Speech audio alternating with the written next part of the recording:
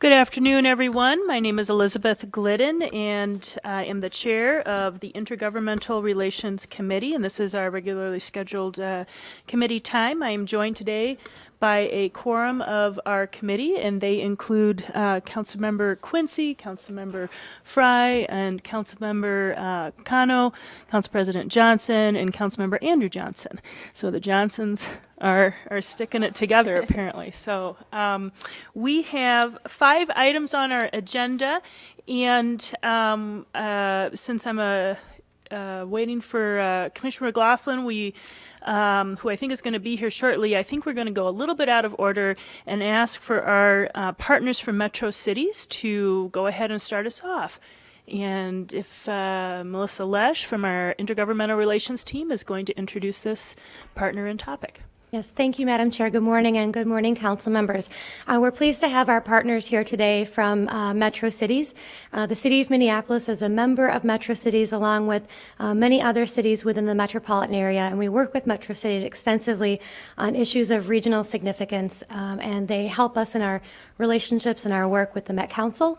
I am a board member of Metro Cities as well as Chair Glidden, and we're very happy to have Patty Nauman here today, the Executive Director of Metro Cities, to talk a little bit about the organization and how we as a City of Minneapolis partner with them. So with that, I'll turn it over to Patty.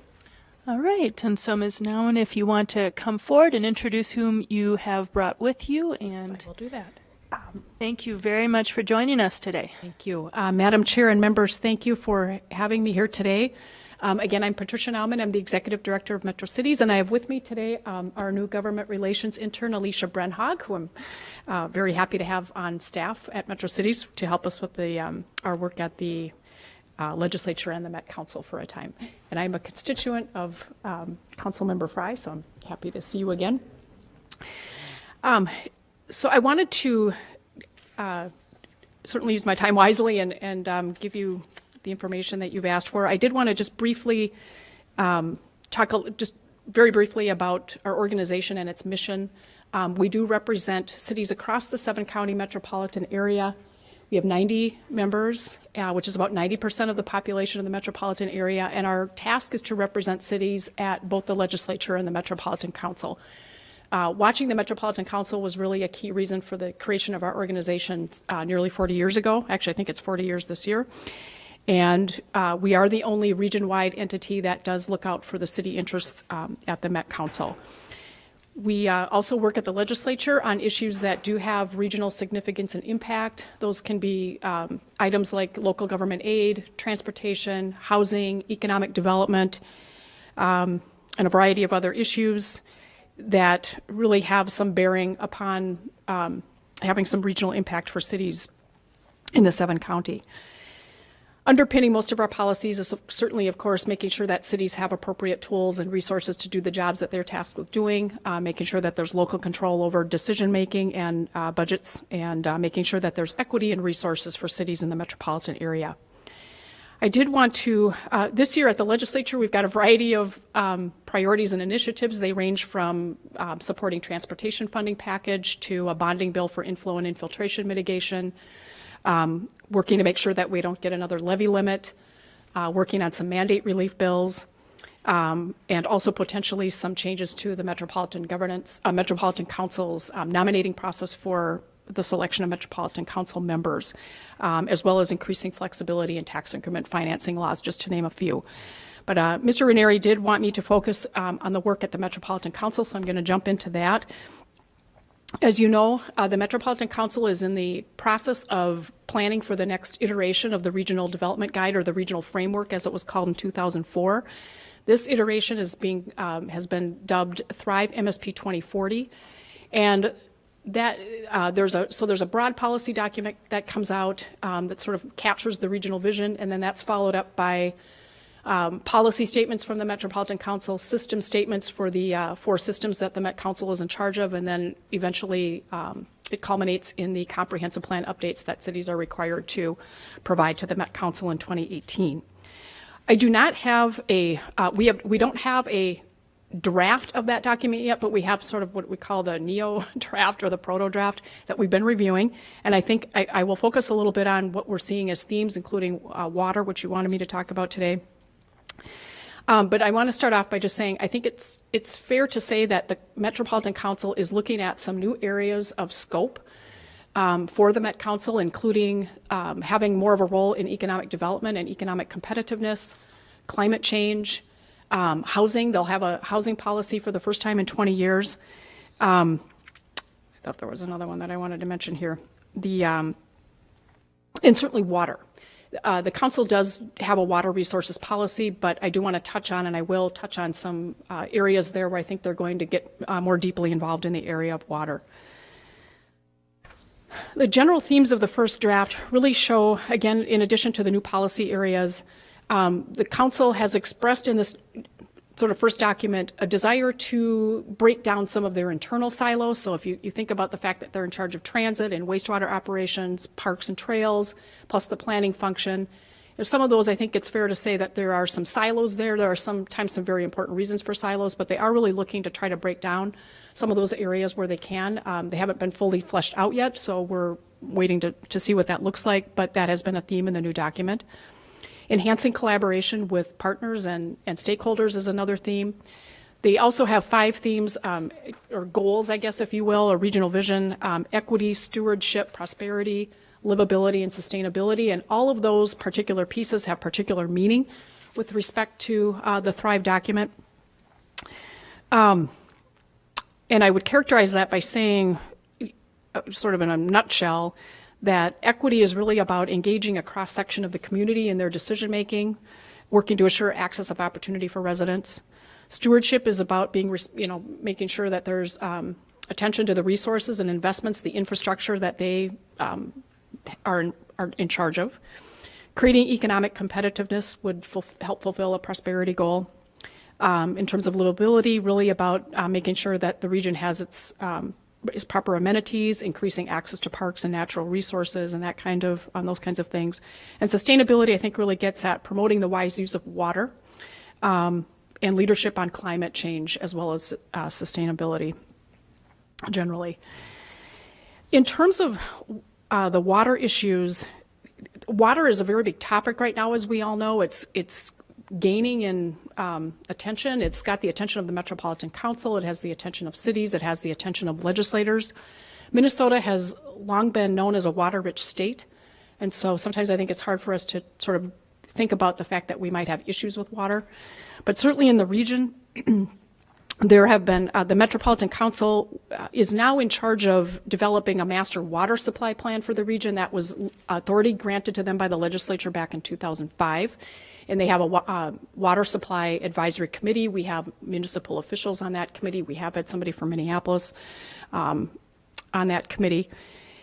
And that's really about looking at the issues of supply in the region. And the identification now has been that the aquifers, the groundwater is being depleted, the aquifers are being depleted at a rate that is not sustainable for the region. And so the Met Council is working with its partners, its other state agencies, its municipal partners to try to identify what needs to be done here. The legislature granted money for a study last year on sustainability and feasibility of the water supply for the region. That's still in progress.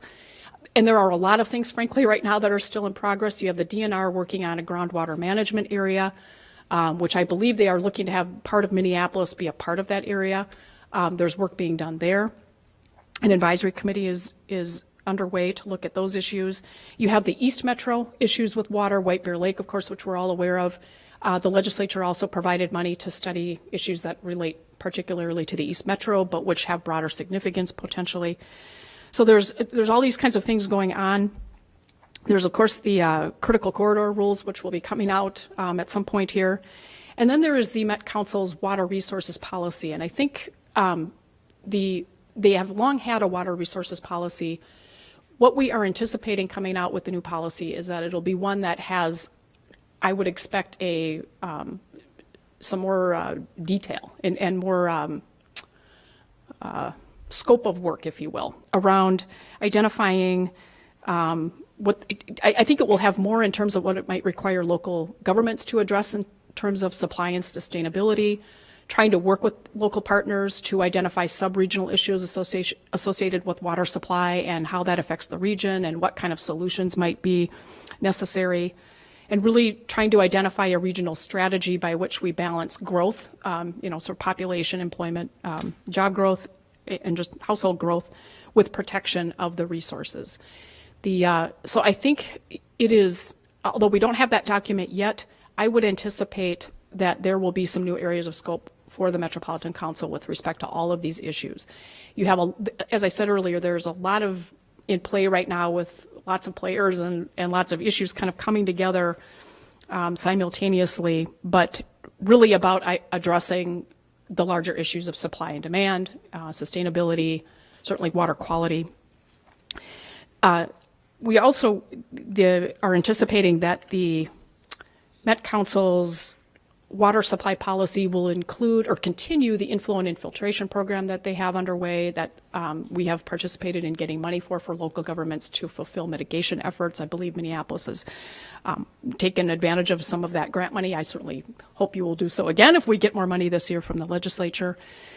But again, I think it's really about, my expectation is that water sustainability will be incorporated into a lot of the Met Council's thinking as it comes out with this new regional framework, and probably beyond its actual water policy, but really looking at how it plays into economic development and how we're going to sort of look at these things going forward. What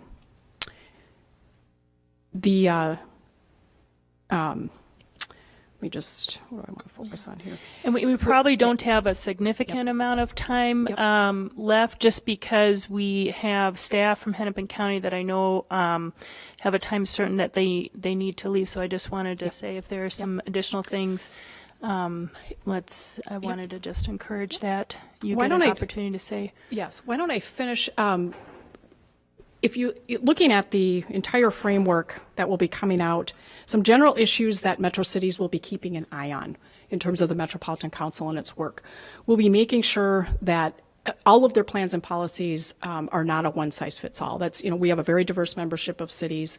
Cities have unique needs and circumstances, and we want to make sure that their policies reflect that.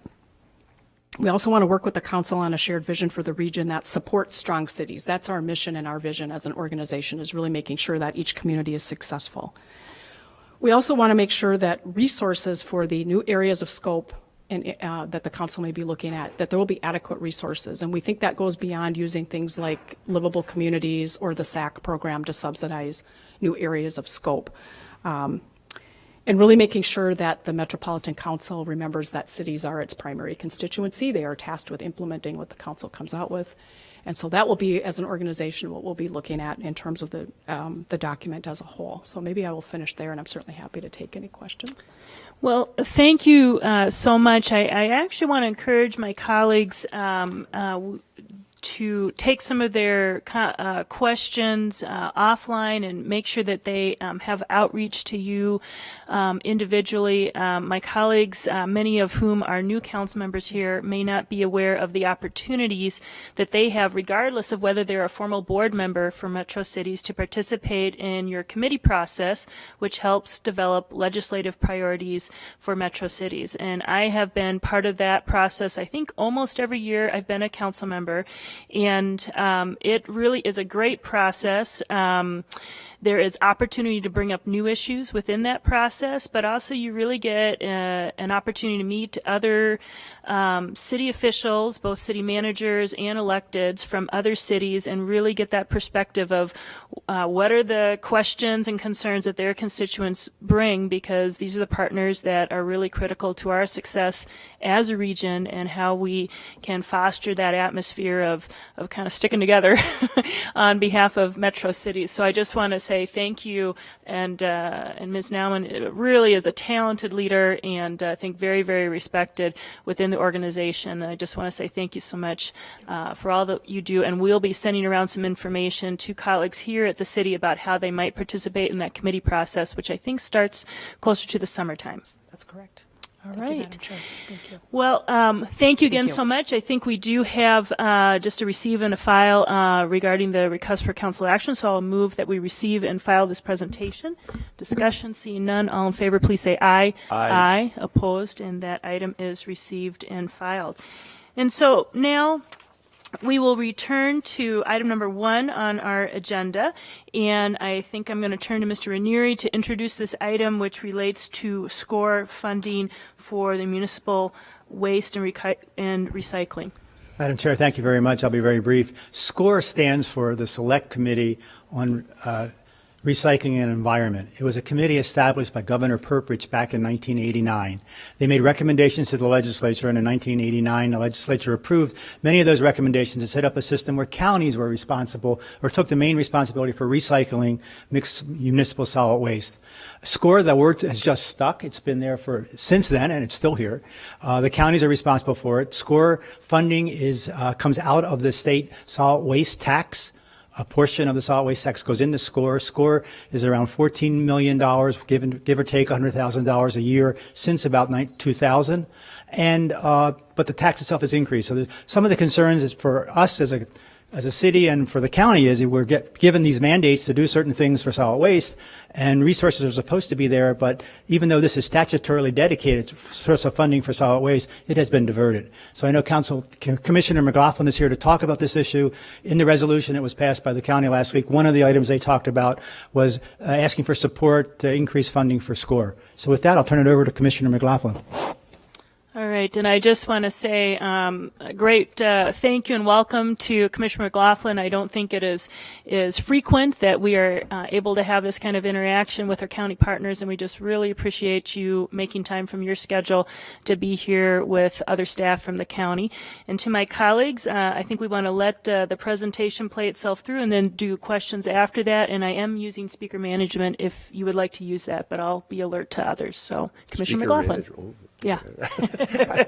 Thank you, out. Madam Chair. I think the last time I was here, we were talking about what's now called Target Field Station, working that through. I'm going to just give a brief introduction, and I'm going to ask Carl Machad, our solid waste director, to make a brief presentation to you. I was in the legislature when, in the late 80s, when the level of recycling that was going on in the state was varied all over the place. Governor Perpich, through this SCORE committee, said we want to have a system for the whole state.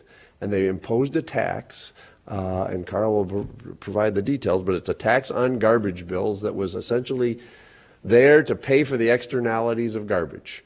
And so the tax was put in place. It was supposed to be for solid waste, and the state, frankly, has systematically diverted the bulk of the money, like over 75% of the money, is now being diverted away from local units of government. And so we think that our interests are the same here. In Hennepin County, we pass on 100% of the SCORE funds to municipalities within the county, so for solid waste activities. So we think our interests are very much aligned, and we'll just give you a little bit of background if we could, and then have a description of the proposal, and I'll be here to answer any questions that you might have. Okay. Thank you so much. Welcome. Thank you. Carl Machad, Director of Environmental Services for Hennepin County. And got the first slide here. Since we're talking about SCORE, we've already talked about it was established in 1989. And again, the original purpose was to fund the waste reduction, recycling, and composting programs that were going to be operated by the counties and cities in the state. And what the tax is actually a 17% tax of whatever the solid waste bill is for that business. It needs to be remitted to the state, and it's 9.75% on residential homes. Basically, last year in 2013, we estimate that the tax raised approximately $70 million. So where did the money go? The next slide. Do I need to?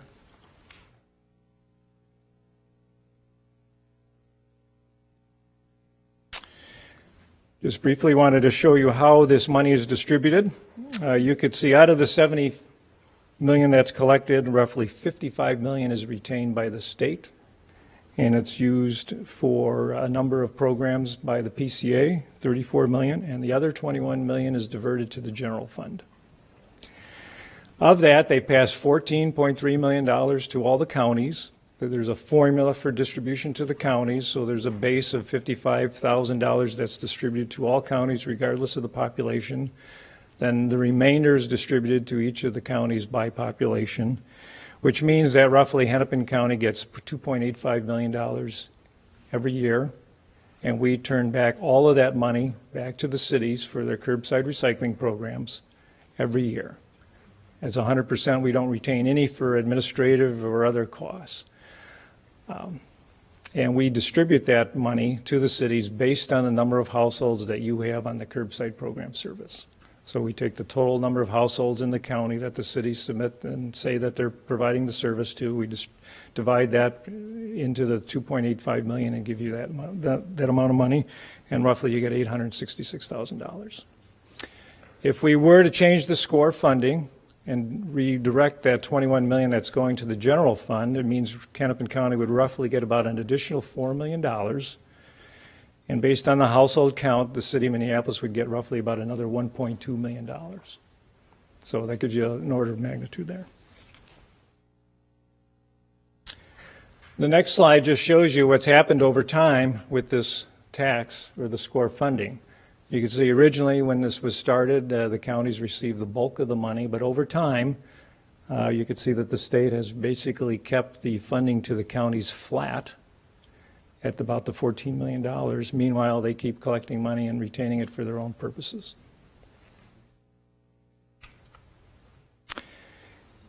This slide shows you how the cities and the counties in Hennepin County are paying or funding different waste reduction and recycling programs that are occurring in the county. And you can see we get roughly the $2.8 million from the state, but in turn, Hennepin County's spending roughly $9 million here for a variety of waste reduction and recycling programs. And the cities themselves, all the 46 cities in the county are spending another roughly, I think it's a little over $12 million here.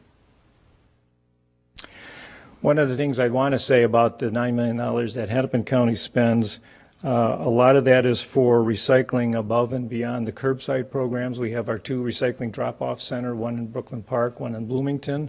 So we manage a lot of the appliances and other problem materials like fluorescent light bulbs, paints, other hazardous materials.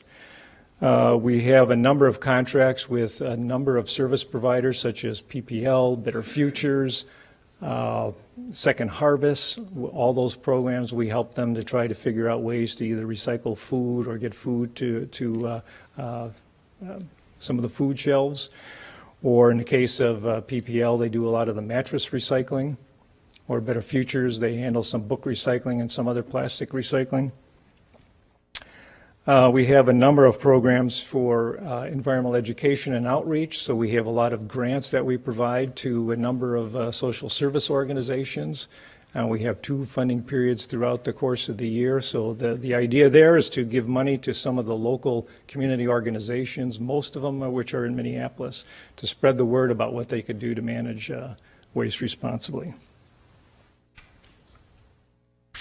I do want to mention on the one slide, it might be, on that last slide, it might be a little bit different than what I had provided to Mr. Ranieri. I noticed there was a correction. We had double counted the SCORE funding, so just an FYI. The other thing I wanted to point out is we're spending quite a bit of money in providing funding to business. We want to really encourage a lot of the businesses to recycle.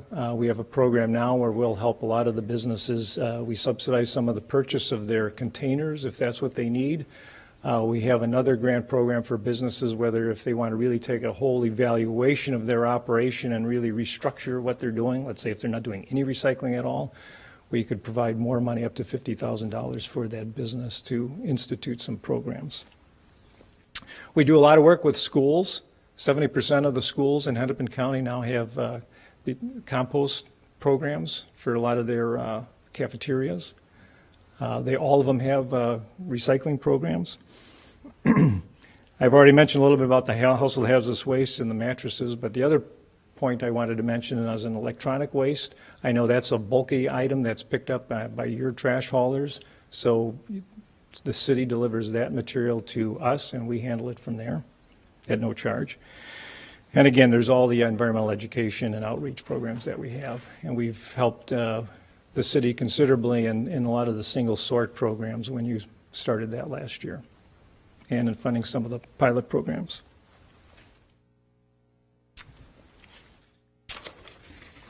And this slide just highlights some more of the other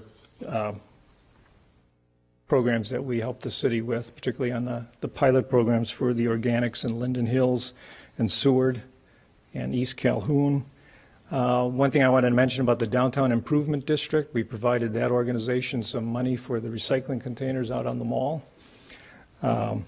We've worked with the park board here for some of the event collections, so we've got these portable recycling containers, and that's been very successful. We helped out at 72 events with about 500,000 attendees at these events. Another big deal was working with the city and the University of Minnesota on that whole move-out, move-in issue in the Como neighborhood there. And besides helping the university figure out some of their reuse center there, we worked with your folks and some of the community organizations there to help figure that plan out. We do a lot of work for the apartment recycling. So we have a staff person assigned, and we target those cities which have the bulk of apartments. And there's 6 cities in the county that have 90+% of all the apartment buildings, and the city of Minneapolis is one. So we've worked with a number of buildings, 27 multifamily properties in the city so far, with about 3,200 units. And then I mentioned the recycling information. For some of you who are new, I just put this slide in here to show how much waste is produced in the county and how we manage it. And you could see 40% is recycled by a number of curbside recycling programs and businesses. There's 3% is the organics. That's some of the restaurants, composting programs. That's the food that goes to Second Harvest for some of the food shelves. That also includes some of the food waste that's picked up by hog farmers for recycling the hogs. You could see on the waste energy part of that 467, 365,000 is the amount that goes to HERC. The additional 100,000 is going to the Great River Energy facility up in Elk River. But you could still see in the county there's over 300,000 tons of trash that is still landfilled every year by private haulers, primarily in landfills that they own.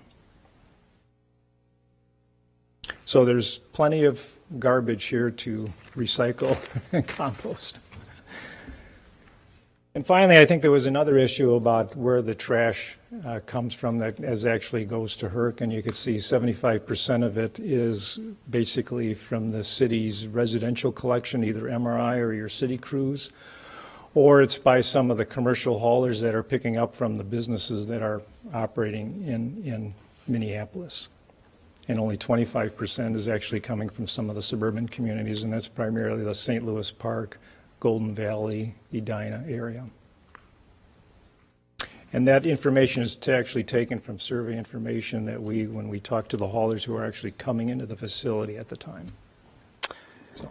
Well, thank you so much, Mr. Mashad, and we do very much appreciate you being here. It looks like Commissioner McLaughlin may want some last words, and then we do have council members in queue with some questions. So the general fund, so the proposal is to take the general fund, the money that from the SCORE tax that's being diverted to the state general fund, and put it back into SCORE to be distributed among the 87 counties in the state of Minnesota. And just so I'm clear, since we're right on this point, and before we jump into questions, is there a strategy that is in place right now from the county's perspective that we can assist in partnering with? Is it on your legislative agenda? Should we put it on ours? I mean, so what do you think are the strategic points to get us somewhere this year?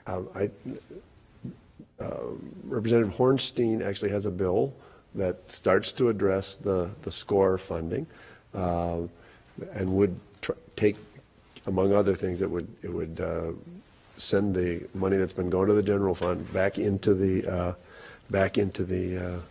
into the SCORE pot to be distributed. So there is a bill. The Solid Waste Management Coordinating Board, which is 6 counties in the metropolitan area joining together on solid waste issues. We come up with a regional plan. It's in our legislative program formally. Hennepin County has it in its legislative program formally. Frankly, again, I think the cities and the organizations that the cities belong to, lobbying for this, I think we have a coming together of our interests here, because it really is, it's a mandate about how to handle garbage. We agree garbage needs to be handled better than just dumping it in a landfill, but the money hasn't flowed. The money that was specifically created to deal with that has not been flowing to that purpose. So. And just so I understand, is the Solid Waste Coordinating Board a board of counties, or? Madam Chair, Okay. yes. It's a group of counties. Okay. We are responsible for creating a solid waste plan in the metropolitan area. Okay. We have solid waste goals, and we actually have set up for the household hazardous waste drop-off. For example, if you're from Ramsey County and you happen to dump it in a Hennepin County facility, we keep track of that, and we trade the money back and forth so that the county of origin of the household hazardous waste actually pays the bill. We do joint licensing, right, Carl, of garbage haulers. So there are a number of ways in which we're collaborating and creating more of a regional system with the counties as the groups that have come together. Well, I want to get to our questions, but as Metro Cities is here today, we may ask if they want to comment on whether any of this fits in their process. You could do it now, or if you want to wait till the end. Okay, we'll just wait till the end with the question. So, Councilmember Cano? Thank you, Madam Chair. Commissioner McLaughlin, I know now that I have you here, I just want to kind of pick your brain a little bit. I just came out of a meeting with a few folks from Texas who were interested in helping the city meet its racial equity goals through localizing jobs and energy production. I'm curious, they mentioned something about the city of Austin, Texas, making a commitment to, by the year of 2030, get 100% of its energy from clean and renewable sources. Does the county have a current conversation about that in terms of where energy could come from and how we can make sure that that's clean local energy? And what would be the partnership with the city in your mind's eye around that? Not to pick a scab, but we did have a conversation about generating electricity and heat from burning garbage, a little bit more of it, but we won't go there today. A 4.5-year conversation. We have had a few initiatives. We have a solar array out at our Public Works facility. We have goals for reducing carbon emissions. We monitor and in fact, the city did a study of public buildings in the city of Minneapolis, and I was proud that Hennepin County had some of the best, most efficient buildings in that survey, and we're going to continue to do that. So we are really on the energy conservation side of things rather than on the production side, with the exception of the Herc facility. Okay. Thank you. Councilmember Fry. Thank you, Vice President Glidden. Commissioner McLaughlin. Just a quick question. You mentioned that when you were in the legislature that all of these funds were specifically allocated to the waste transfer or the waste management fund, and now they're presently using what was 75% in the general fund. What was the language that specifically allocated it for waste management, and why are they then able to divert? It was a statutory dedication. I don't have the language with me. Carl might. Okay. But it was a statutory dedication. And those of us who've been around a little bit know that a statutory dedication can sometimes be ephemeral. Okay. And we've been through that with the, what was it, the local government trust fund? We all went through that little game. So it's statutory, but they have to do an annual, annually they set the money aside, and they have been able, I think in the absence of a strong concerted effort to combat this, they've been able to divert the money to balance their budget so they didn't have to raise taxes. I think this is a year, there's a state government surplus. Yeah. There is a crying need here to get some additional resources into the solid waste system. I think we have an opportunity, and Representative Hornstein now has this bill, so we have potentially a vehicle. So I think we've got a chance, but it's going to be some heavy lifting to get it done. But the voices, for composting, the voices for additional recycling are getting stronger and stronger, and this is I think our time to succeed. And if we can do it together, that's why I'm here today. Is if we're going to succeed, we're going to need to have more voices than just the counties advocating for this. Thank you. Okay, thank you, Councilmember Frye. Councilmember Quincy. Thank you, Madam Chair, and as always, thank you, Commissioner, for being with us and sharing your wisdom. I just wanted to make sure that we're talking about the amount that the state retains is 78%, 22% coming back. But what you're talking about is being retained only for the general fund. The balance of that would still be to the MPCA? Madam Chair, Councilmember Quincy, the current proposal, that would be the proposal, yes. We think that's a good bite to take. It's the most egregious diversion of funds by the state from the statutory purpose. Some of the money that goes to the PCA goes for solid waste purposes. Some does not. And I mean, Representative Wagenius, I've had the conversation with her. She can't even quite figure out how much is going to water resources and other things within the PCA. She'll get on that. I would say that's step 2 in our process. But the diversion to the general fund is really the most egregious abuse of this tax, and I think it's the one we can go after this year, and that's what the proposal is. Right. Thank you. I just wanted to be clear on that because I don't know if that's the full funding for PCA either, where that money comes from and how it's used. I know I've had those conversations with Representative Wagenius as well, and tracking that through that system. And this is really a budgetary decision by the state held every 2 years on how we're going to fill that $21 million gap in this case. So, thank you. And I'm not seeing questions from my colleagues. I do have one last one since you're here, and this is another, I think, partnership issue. Some of this conversation is, again, generated because of the conversation about composting, and I'll just say, on my own behalf, I'm extremely excited about this proposal about the composting and how we can move that forward in the city. I think some of our questions in the city have to do a little bit with the permitted facilities to accept the compostable materials, and the fact that there have been some rules and process that are developed by some of our state agencies that just have really been taking a long time to come to the final fruition. And so I wonder, I don't know if this is for you, Commissioner, or someone from your staff to give us an update from your perspective on where that rules process is at and how the city and the county can be partners on, if there is a final point we need to move this to, how we make that happen. Madam Chair, I think that's a terrific question. I'm going to ask Carl to come up to give the details, but I'll provide a little context. At the county level, we've been asking for a new compost rule for a long time so that private individuals, companies would be able to actually develop a new compost facility. The state PCA, for the longest time, said, no, we can't do it. And at one point they suggested, well, why don't you have a vendor develop a proposal and then we'll craft a rule, a rule to make it work.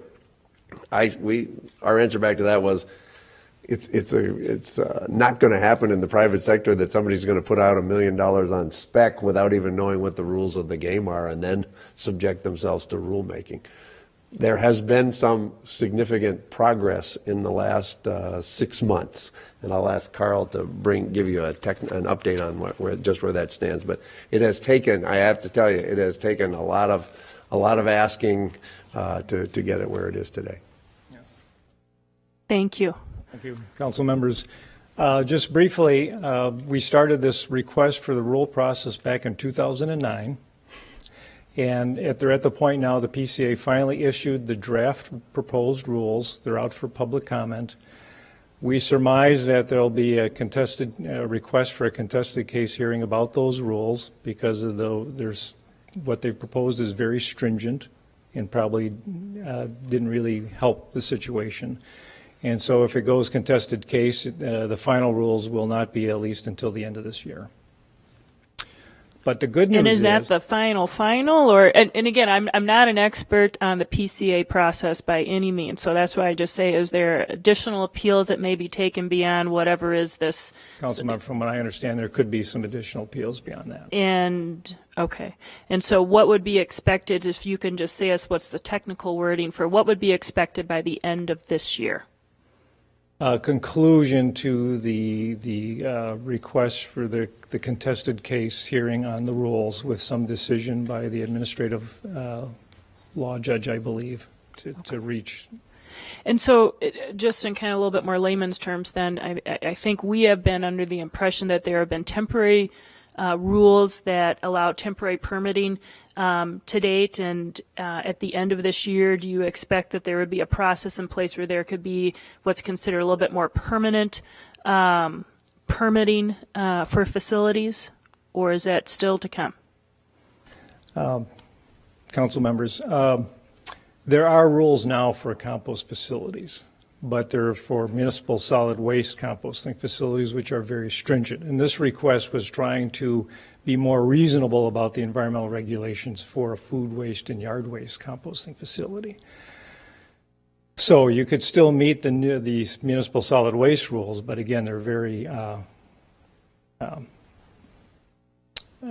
expensive to meet. Right. So, kind of financially infeasible for That's correct. new facilities. For new facilities, and to promote a lot of facilities to keep the price down for the composting process. Okay, and I'm sorry, this is like my last question Okay. here now that but since we're kind of within this process now, is there, I guess I'm just assuming a little bit that we're kind of within a process now that has required timelines that we're not able to kind of motivate that to happen sooner? Well, Councilmember. Or is there an opportunity for that? There's an opportunity to resolve this now because currently the county board approved a contract with 2 companies that can process the food waste, the organic waste. And they meet all the new the PCA rules for the municipal solid waste composting. Okay. So the 2 facilities, one's in Becker and the other one's in Dakota County. Okay, thank you. Council President Johnson. Thank you, Madam Chair. Mr. Mashad, so do they have the capacity to take what would be produced here? Mr. Chairman, Councilmember Johnson, yes, they do have the capacity. Really? To process all of the compost material that would be collected by the city of Minneapolis, and then some. Okay, wow. Okay. Mr. Mashad, I have to tell you, I'm listening to the partnerships that we've been involved in. I met with a gentleman the other day who was talking to me about recycling household oil, cooking oil. Yes. And I know there is commercial recycling of cooking oil, but he was talking about household. And so I'm going to give you a call because he had kind of an interesting idea about how it could be done. So Very good. I'll give you a call. Thanks. Thank you. All right. Well, thank you very much. And I know that we had invited, just since we have the fortune of Metro Cities being here at this meeting. Ms. Nauman, did you have any thoughts you wanted to share? Madam Chair and members, thank you. I appreciate being here for this presentation, too. I knew it was on the agenda today. Metro Cities right now does not have a specific policy, of course, on this issue, but I am more than happy to bring it both to our board and to our membership. And I do think that it would not be inconsistent with policies that we do have on our books with respect to other types of funds that are dedicated that actually go to support activities that are of assistance to municipal government. So I don't think this would be a huge departure for our organization to certainly take a look at, and I'm happy to bring it. And I would say, too, just as a member of that board, that since this would be a change that I think would potentially help cities financially, not be an additional obligation for cities, that might also be helpful. Yes, agreed. Okay. So happy to, look forward to chatting with you as our board member about that, too. All right. Thank you.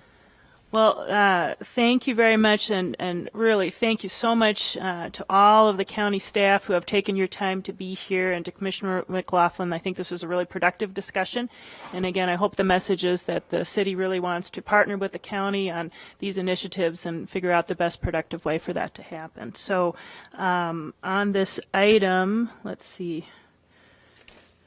I think that we are just a receiving. Mr. Ranieri, can you help me out here? Yes, I Madam lost my Chair, paperwork. as part of the RCA, we were recommending an amendment to the legislative program. On page 13, we would add as a support item, increase state funding for the solid waste block grant program, commonly referred to as SCORE.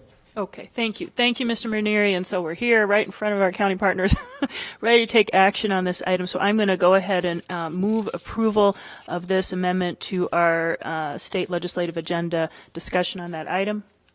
Seeing none on approval, please say aye. Aye. Aye. Opposed, and that item is approved. And so we are moving forward on that.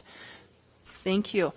Mr. Ranieri, next we have a second recommended amendment to our state legislative agenda. And would you like to introduce the topic? Madam Chair, members, thank you very much. This is another environmental issue. This is an issue that has been a long-standing issue, but it's just beginning to come to the front because of things that are happening visibly in our state in the last couple of years, the last couple of months. I think in September of 2013, there was a report of several beehives in Minneapolis that died.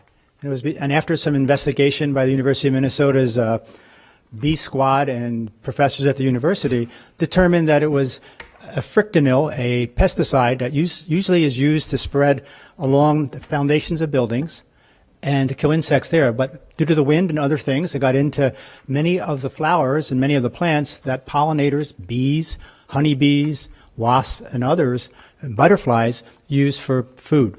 So in effect, we discovered that even though it was regulated and authorized, this insecticide had an impact on the pollinators.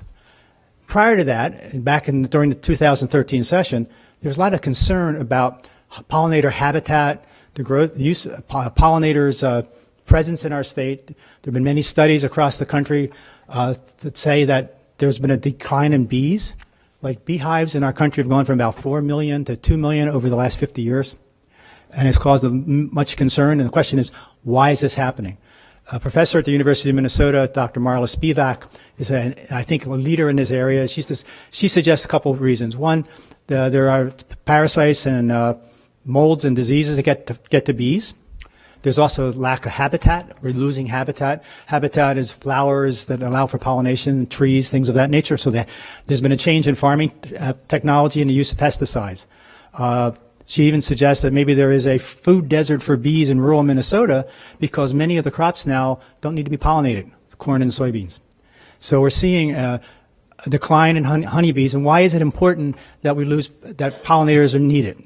If you go to a grocery store, you go to the produce section and just look at all the produce, the apples and such. Then imagine if there were no bees, 30% of that produce, or 40% of that produce, wouldn't be there. So it's an issue that's not only economic, it's also an issue that is environmental. The resolution before you, or the amendment before you, Councilmember Johnson we made some changes at the last second. We'd like to drop the words agricultural, non-agricultural. And I don't have it in front of me, but Madam President, I don't know if you can read it or Councilmember Johnson can read it. So if you are done with background, then I think we're ready to consider this item. And I know, thank you so much. And I'm going to call on Councilmember Andrew Johnson, who I know is interested in moving this item in the first place. And it sounds like he may have a language correction he'd like to suggest. So Councilmember Johnson. Thank you, Madam Chair. I certainly do. It's just really striking the words non-agricultural from this, and so the language would read, support legislation that provides cities of the first class to limited authority to impose reasonable restrictions on the use of pesticides and require pesticides sold in Minnesota to indicate if they are pollinator friendly. And one of the reasons why we mention first-class cities as well is because we are in close quarters here, and we recognize that, especially in more rural areas of Minnesota, the same need for being able to place reasonable restrictions on the use of pesticides might not exist, or might not exist in the same form, at least, as within the city. And just to be clear as well, this is not actually the city imposing any reasonable restrictions on pesticides. It's just trying to carve out that space from the state side of the house so that we can look at that and we can evaluate what's going to help our local food economy, what's going to also help in terms of the interests of our residents when it comes to their health, and just in general, being good neighbors and living close to one another. All right, well, I will then take that as a motion to move the language as stated by Councilmember Johnson. I'm just going to double check with the clerk that you caught that change, and looks like that is clear. And so that is a motion on the floor. Discussion, I'm not seeing any. Oh, I am sorry. Council President Johnson. Sorry, Madam Chair. Mr. Ranieri, is there currently any kind of legislation proposed? You know, one of my daughters was telling me at her caucus there was quite a discussion about a particular pesticide, neo something or other. Anyway, I can't think of it. Neonicotinoids. It has like nicotine in it. Yeah. Madam Chair, Council President Johnson, there is legislation being proposed that hasn't been introduced yet. Representative Wagenius is concerned about this issue. Is my understanding, a member of her committee, Representative Hansen, is very concerned. He had a community meeting in Dakota County in his district on Monday to talk about this very topic of the pollinators, and the issue of neonicotinoids came up. No, I can't believe I can say that. Neonicotinoids is a pesticide that is put on plants when they're starting to grow, and they're systemic pesticide, and pollinators actually contract this when they are pollinating flowers and such. So neonicotinoids, actually the legislature has asked DNR and Ag to come back with some best practices on how to use or not use neonicotinoids in Minnesota. Okay. Well, I'll just note that there is a lot of ease with which those terms rolled off Mr. Ranieri's tongue, and there's a lot you learn when you're in intergovernmental relations. So I am not seeing any further discussion. So all in approval, please say aye. Aye. Opposed? And that item is approved as an amendment to our state legislative agenda. Next, we have a resolution, and this is really a companion to the action that was taken at our last council committee meeting chaired by Councilmember Cano. And I see that, would you like to introduce the item? Yep. Thank you. Madam Chair, committee members, my name is Sasha Bergman from the IGR department. The resolution before you is in support of raising the minimum wage to $9.50, or at least $9.50 index for inflation. This is just a continuation of the discussion from 2 weeks ago in this committee when the legislative agenda was amended to include support for raising the minimum wage to $9.50. Since then, other mayors, including Mayor Hodges and others, and the city councils in Minnesota have taken action in support of raising the minimum wage as well, including Duluth and St. Paul, whose city councils voted to approve this resolution just this week. So momentum continues to build on this, and approval of this resolution would allow it to go to the full council next week. I'm happy to stand for any questions. Otherwise, I'll leave it at that. All right. Well, thank you, Ms. Bergman. And I don't know if Councilmember Connell wanted to go ahead and make the motion to approve this. I want to thank her for extra involvement on this issue, and thank you for chairing the meeting last time. Thank you, Madam Chair. I would like to make the motion to approve the staff recommendation and pass this resolution. All right. So we have a motion on the floor. Any further discussion on this item? Seeing none, all in approval, please say aye. Aye. Opposed? And that item is then approved. I think I'm going to just make one jump here because we have an item on the end of our agenda that I think we have a staff member who's been waiting here, and I'm not sure if you actually needed to, but this was passed already through our, I'm going to just forget the whole name of it, but the Health, Energy and Environment and Community Engagement Committee has already approved this item regarding triclosan. Did you want to make a presentation? Yep. Yes, ma'am. Carefully. Thank you very much. I'm Gail Prest. I'm the Sustainability Director with the City of Minneapolis. Before you is a resolution taking 3 actions. One would be to urge the state of Minnesota to take action to phase out the use of triclosan in consumer products.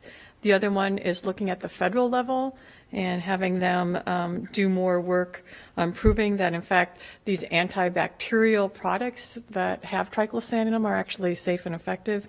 And the final action is to encourage businesses and residents to avoid purchasing these products. Basically, triclosan is an antibacterial, and you're seeing it in toys, and you're seeing it in soaps and detergents. And it's harmful to people, and it's been proven harmful to the environment, especially fragile water ecosystems. It's being phased out. The good news is the city, we actually had a group come to us last year and ask us if we were using it in city. And because of our green purchasing and green cleaning policy that we enacted years ago, our purchasing department had phased it out. So we were ahead of the state agency ban on this. Procter & Gamble and I believe Johnson & Johnson are phasing out these products as well. So it's simply moving that forward. And I stand for questions.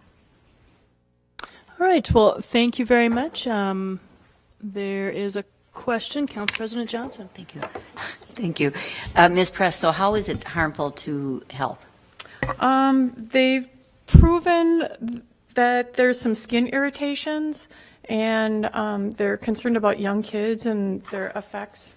But I think also in 2007, I think there were some major studies done by some very credible bodies that showed that actually the antibacterial soaps weren't even helping, and in fact were causing problems. So it was a little bit of both. You had skin issues, and you had the fact that it was proven to be non-effective, and it was harming the water supply. So does this chemical get into is it measurable in the water supply? What about in our city? Is it?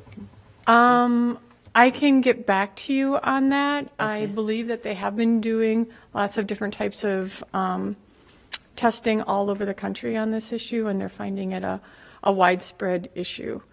Okay. Thanks. Councilmember Quincy.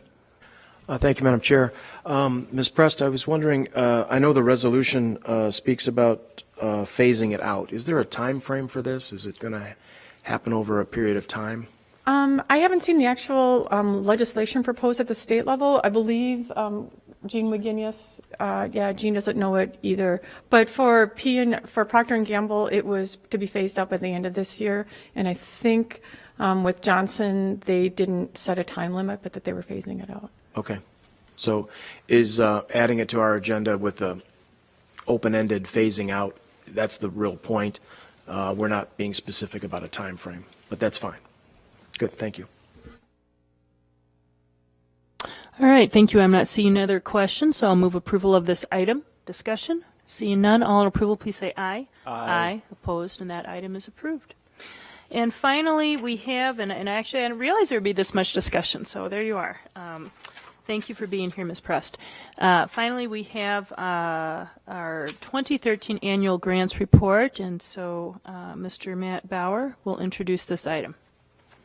Thank you, Madam Chair and members of the committee. I'm Matt Bauer from the IGR Grants Office. Just brief, I'll make a couple comments. The numbers in the report before you speak for themselves.